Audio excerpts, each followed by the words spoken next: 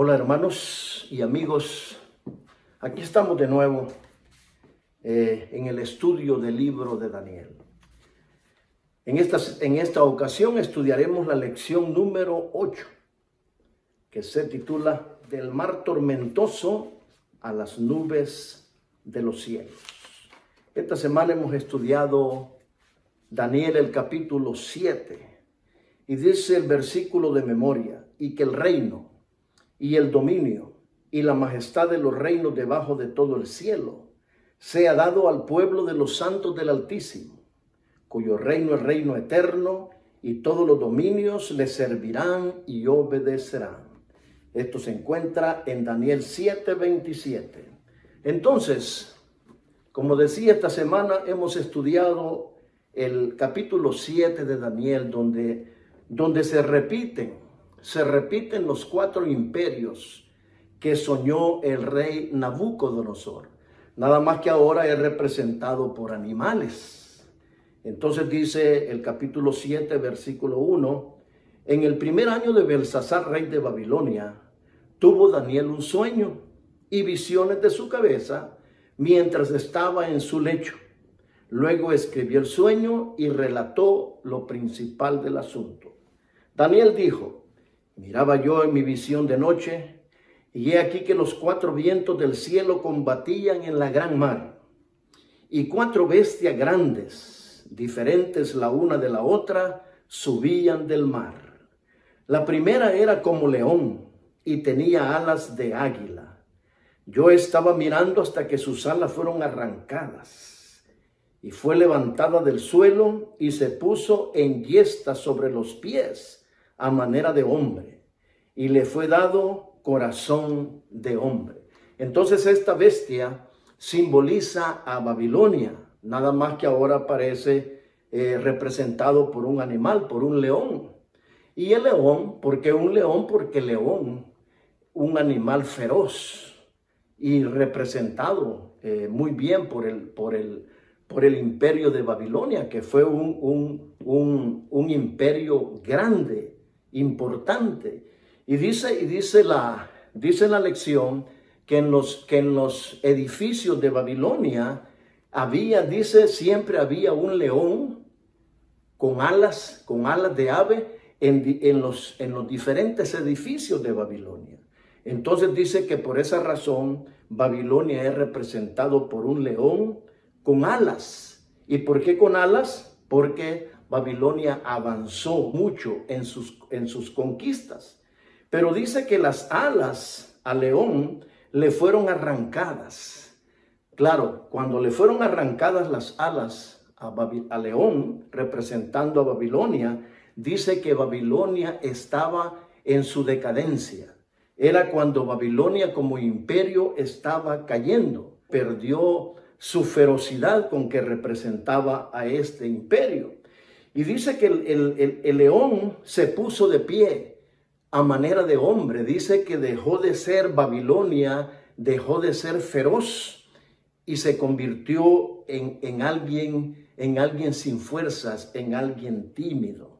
Y dice que le fue dado corazón de hombre. Babilonia ya no era la Babilonia de la cual se enorgullecía el rey Nabucodonosor, sino que perdió completamente el poder. Y luego dice el versículo 5: he aquí otra segunda bestia semejante a un oso, la cual se alzaba de un costado más que del otro, y tenía en su boca 3 costillas. Dice que este oso representa a Medo-Persia, porque dice que uno de los 2 imperios era más fuerte que el otro. Tenía 3 costillas entre los dientes. Estos fueron las repúblicas que Medo-Persia conquistó. Dice que estas 3 costillas simbolizaban a Lidia, a Babilonia y a Egipto. Fueron las 3 naciones que Medo-Persia conquistó. Después dice, y dice que se le dijo a esta bestia: levántate, devora mucha carne. Después de esto miré, dice el versículo 6, y aquí otra semejante a un leopardo, con 4 alas de ave en sus espaldas. Tenía también esta bestia 4 cabezas y le fue dado dominio. Este es el imperio de Grecia, simbolizado por un leopardo con alas. Tenía 4 alas, dice, tenía 4 alas en sus espaldas. El leopardo, un animal veloz por naturaleza. El leopardo es veloz.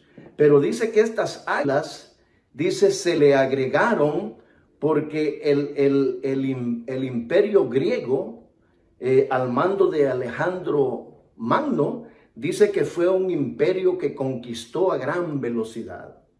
Si el leopardo ya era veloz, dice que con las alas, dice que Grecia adquirió más velocidad. Y Alejandro Magno, siendo un joven, conquistó muchas tierras y muchas riquezas.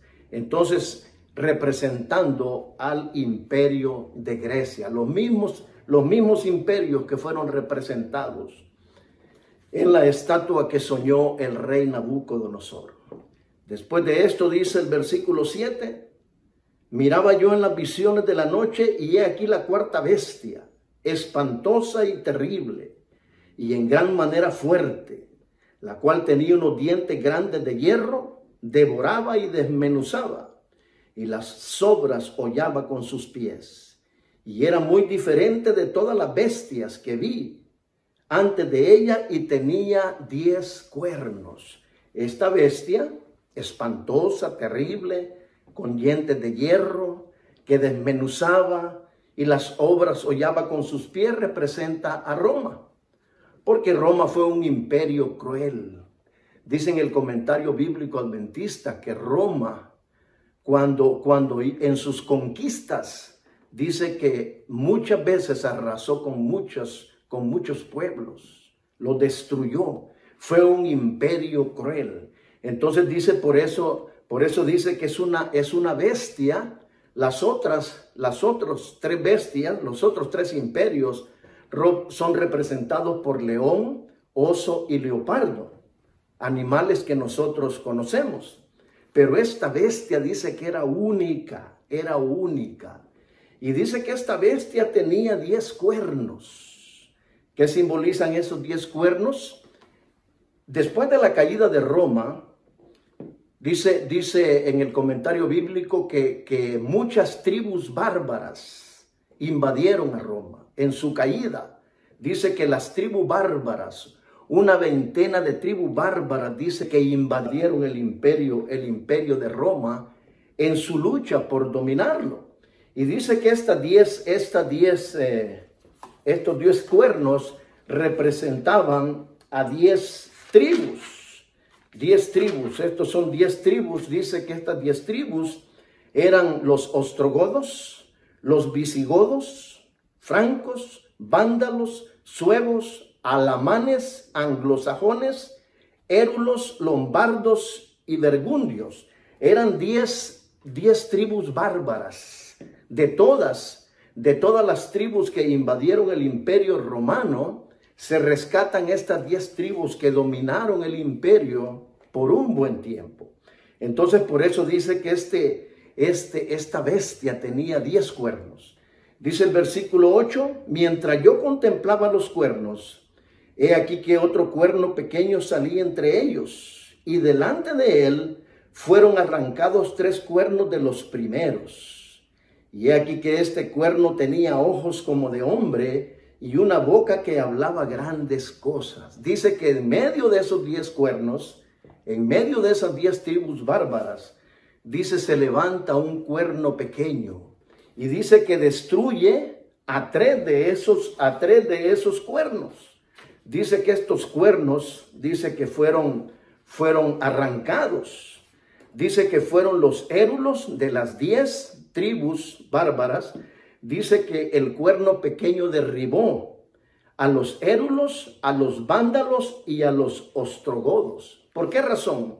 Porque estas tres tribus se oponían, fueron los rivales más fuertes de la iglesia romana de ese tiempo, porque con este cuerno pequeño surgió la religión que venía del imperio romano pagano.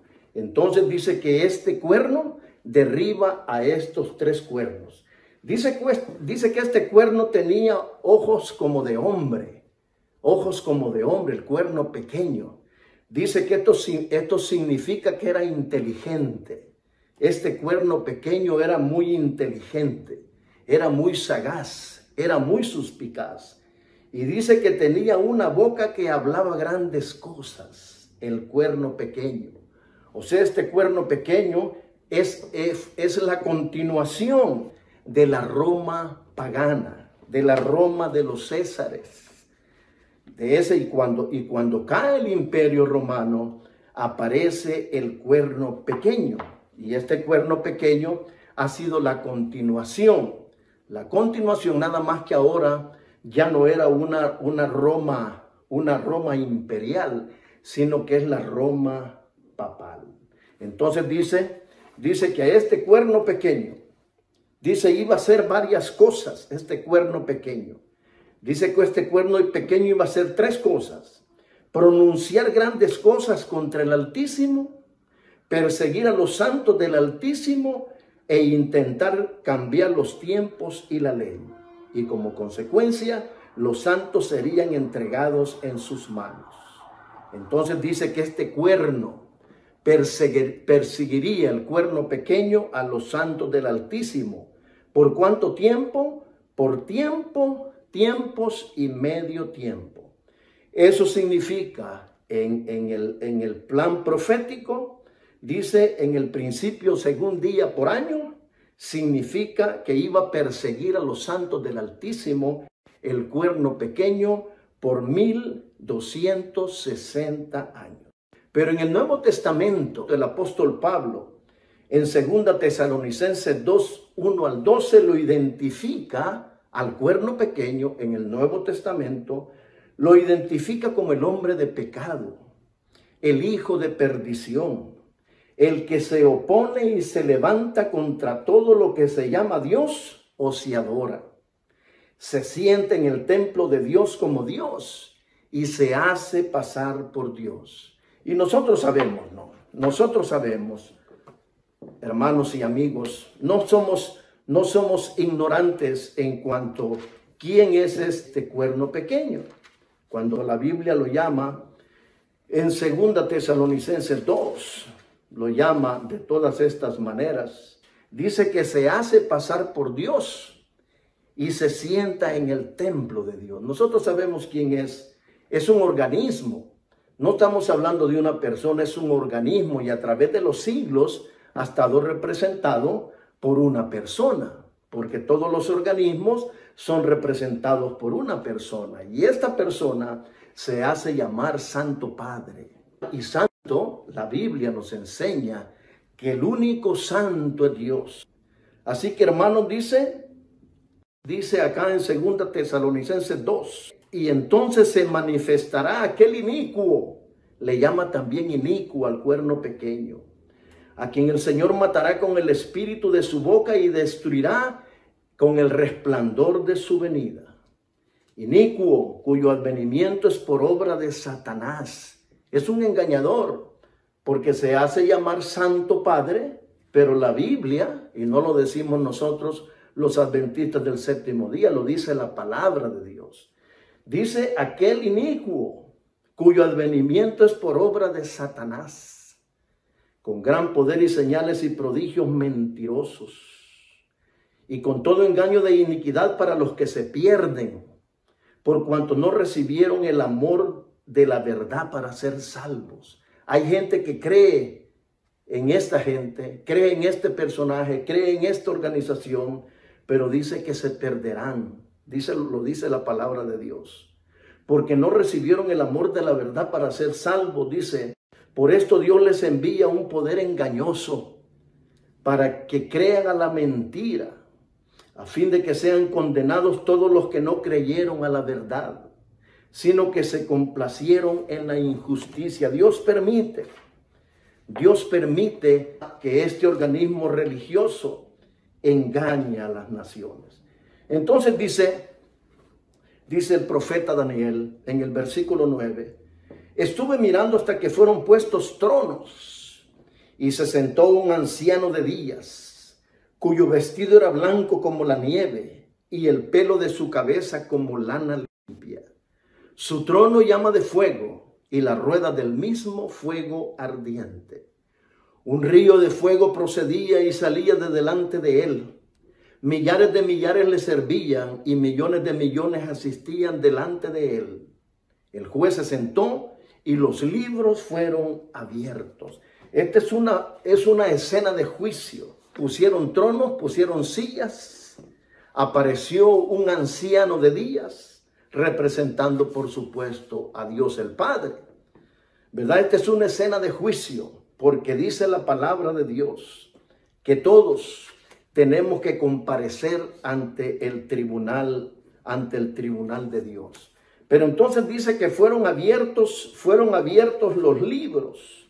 ¿Qué libros son estos? Dice acá, a este juicio adecuadamente se le ha denominado juicio investigador. Este juicio es para el pueblo de Dios, porque los impíos serán juzgados después de los 1000 años. Pero este juicio es un juicio que se le ha llamado juicio investigador y se le desarrolla en el cielo. Elena de White menciona los siguientes libros porque dice que se abrieron los libros. ¿Qué libros son? El libro de la vida, que contiene los nombres de quienes han aceptado servir a Dios. El libro de memoria, un registro de las buenas obras de los santos y un registro de los pecados. Esto se encuentra en el conflicto de los siglos 472-477. Entonces este juicio se lleva a cabo en el cielo. Debido a que este juicio tiene un carácter cósmico y según la cronología profética se está llevando a cabo en este momento, algunos se han preguntado si Dios podría comenzar a juzgar a los vivos en un futuro cercano. Esta preocupación impide el pleno deleite de la vida cristiana. Dice, porque si nosotros nos preocupamos, porque este juicio se está llevando en este momento, entonces la preocupación es, si Dios nos lleva a juicio en este momento, dice que la vida cristiana perdería su deleite, porque entonces, pues ninguno, pienso yo, que se siente que podría salir adelante en el juicio. Pero lo más importante es que no debemos temer el juicio, porque el Hijo del Hombre es nuestro representante en el tribunal celestial. Por eso, en lugar de la condenación, el juicio celestial nos traerá vindicación y liberación. Qué interesante, ¿no? Miraba yo en la visión de la noche, y he aquí con las nubes del cielo venía uno como un hijo de hombre, que vino hasta el anciano de días, y le hicieron acercarse delante de él. Y le fue dado dominio, gloria y reino, para que todos los pueblos, naciones y lenguas le sirvieran. Su dominio es dominio eterno, que nunca pasará, y su reino uno que no será destruido. Dice Daniel que él vio en las nubes de los cielos a uno semejante a hijo de hombre. Y dice que este hijo de hombres fue traído delante del anciano de días. ¿Qué significa ese? ¿Quién es ese hijo de hombre? Es nuestro Señor Jesucristo. Nuestro Señor Jesucristo. Porque él, claro, Guillermo Miller se equivocó, entendió mal este mensaje de juicio. Él interpretó que Jesús venía a la tierra, pero no, Jesús no viene a la tierra en esta visión, sino que se desarrolla en el cielo. Es el juicio que se desarrolla en el cielo. Y cuando Cristo aparece delante del Padre Celestial, dice que está pasando de un lugar a otro en el cielo. Y nosotros los adventistas entendemos eso cuando el Señor en 1844 pasó del lugar santo al lugar santísimo. Entonces Jesús viene a interceder por nosotros, por todos los que le hemos aceptado como nuestro Salvador. Jesús viene a purificar el santuario. Así como el sumo sacerdote una vez al año entraba allá en el santuario terrenal, una vez al año, el día de la expiación, el sumo sacerdote entraba en el lugar santísimo para limpiar todos los pecados que los hijos de Israel habían traído al santuario. Entonces, una vez al año, el santuario terrenal era purificado. Entonces, Cristo pasó al lugar santísimo para limpiar el santuario de todos los pecados que nosotros como sus hijos hemos traído al santuario. Porque nosotros seguimos siendo pecadores. Ofendemos a Dios con el pensamiento, con palabras, con acciones, con intenciones. Entonces dice que este Hijo de Hombre viene a interceder por nosotros. Por eso dice que no debemos de temer al juicio, porque al final, mis queridos hermanos y amigos, al final serán los méritos de Jesús los que nos van a sacar adelante en el juicio. Por eso dice que los santos del Altísimo, dice en Daniel 7:25, dice que los santos del Altísimo recibirán el reino. Dice, pero se sentará el juez, dice el versículo 26, y le quitarán su dominio al cuerno pequeño, porque dice que en el versículo 25, y hablará palabras contra el Altísimo, y a los santos del Altísimo quebrantará. O sea, va a perseguir a los santos del Altísimo. Los persiguió durante 1260 años.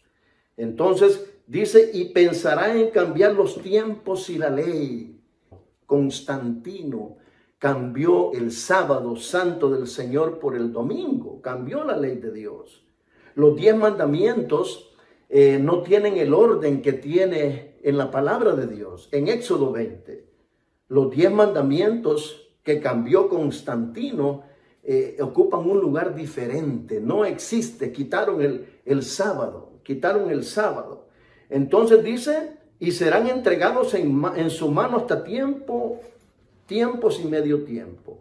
Pero se sentará el juez y le quitará su dominio para que sea destruido y arruinado hasta el fin, el cuerno pequeño.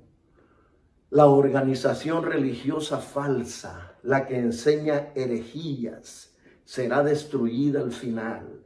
Y dice, y que el reino y el dominio y la majestad de los reinos debajo todo el cielo sea dado al pueblo de los santos del Altísimo, cuyo reino es reino eterno, y todos los dominios le servirán y le obedecerán. Los santos del Altísimo. ¿Quiénes son los santos del Altísimo? El pueblo de Dios, que ha aceptado a Jesús como su Salvador, por quienes somos salvos por sus méritos, pero al mismo tiempo que somos salvos por los méritos de Jesús, dice, guardamos los mandamientos de Dios, porque somos salvos por gracia, pero también obedecemos los mandamientos de Dios. Dice, porque son los principios divinos que deben de regir a los hijos de Dios. Entonces los santos del Altísimo son los que guardan los mandamientos de Dios y tienen la fe de Jesús. Entonces, hermanos, debemos de nosotros confiar, ser fieles a Dios, ser leales a Dios, porque Dios espera de su pueblo fidelidad. Dice, una mirada rápida a la historia revela que después de la caída del Imperio Romano, que sobrevino por los ataques de los bárbaros del norte, el obispo de Roma aprovechó el derrocamiento de 3 tribus bárbaras y se consolidó como el único poder de Roma a partir del 538. En ese proceso adaptó varias funciones institucionales y políticas del emperador romano. De ahí surgió el papado. Es la continuación. El cuerno pequeño es el papado, la continuación de la Roma pagana, de la Roma de los Césares, investido con el poder temporal y religioso hasta que en 1798 Napoleón lo depuso. En 1798 terminó el período de persecución del Cuerno Pequeño. Esto no le puso fin a Roma, sino solo a esa fase específica de persecución. El Papa no solo pretendía ser el vicario de Cristo, porque él se nombra el vicario de Cristo. ¿Y qué significa la palabra vicario? Vicario en vez de. Jesús dijo, yo me voy, pero no los dejaré huérfanos. Les enviaré otro consolador, el Espíritu Santo. Entonces, cuando Jesús asciende al cielo, entonces viene el vicario de Cristo, que es el Espíritu Santo. Y el Espíritu Santo, cuando Jesús se va de regreso al cielo, viene el Espíritu Santo, que es el verdadero vicario de Cristo. Pero este poder ha tomado su lugar. Sino nomás, dice, introdujo varias doctrinas y prácticas contrarias a la Biblia. El purgatorio, ya lo hemos mencionado. La penitencia, esa pobre gente que va a visitar allá el templo de la Virgen de Guadalupe en México y vienen desde muchas distancias lejanas, de rodillas. La penitencia no es necesario. Jesús, la muerte de Jesús pagó por nuestra salvación. No necesitamos andar haciendo penitencias. Jesús es nuestro suficiente Salvador. La confesión verbal, van los gentes a confesarse con los sacerdotes humanos y el sacerdote le dice, yo te absuelvo. Y el único que puede perdonar pecados es Dios. Dice, y cambió el mandamiento del sábado al domingo. Entonces dice que esos fueron los cambios introducidos por el papado. Intercede por su causa. Jesús es nuestro intercesor. Hijitos míos, dice el apóstol Juan, estas cosas os escribo para que no pequéis. Pero si alguno hubiere pecado, abogado tenemos para con el Padre, a Jesucristo el justo. Entonces dice que Él intercede por nuestros pecados y vence al acusador con los poderosos argumentos del Calvario. Jesús en la cruz pagó por la salvación de todos los hombres. Es cuestión de aceptarla. Su perfecta obediencia a la ley de Dios, porque ha sido el único que ha obedecido la ley de Dios a perfección. De ahí nadie, ninguno de nosotros, todos violamos la ley de Dios en algún momento. Dice, le ha dado toda potestad en el cielo y en la tierra. Y Él solicita a su Padre misericordia y reconciliación para el hombre culpable. Nadie se va a salvar por sus méritos.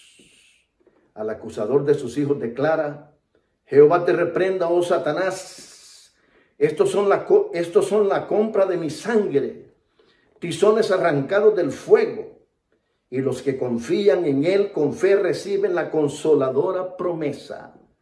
Mira que he quitado de ti tu pecado y te he hecho vestir de ropas de gala. Eso se encuentra en Zacarías 3:4 y primeros escritos 430 y 431. Entonces, mis queridos hermanos y amigos, esta ha sido la lección de esta semana. Debemos de confiar. El Señor nos ha llamado para ser parte de su pueblo. El pueblo, los santos del Altísimo que recibirán el reino en un futuro no muy lejano. ¿Verdad? Entonces debemos de confiar en los méritos de Jesús. Jesús vivió por nosotros, murió por nosotros, resucitó y ahora intercede y pronto vendrá a recogernos como su pueblo. Siempre pedimos, queridos hermanos y amigos, suscribirse a este canal y denle like a este video para que pueda ser compartido con otras personas. Oremos. Amado Dios y Padre nuestro que moras en los cielos, te doy gracias, Señor, por esta lección. Permite, Señor, que lo que hemos estudiado sea de provecho para todos nosotros. Lo rogamos en el nombre de Jesús. Amén. Más un dulce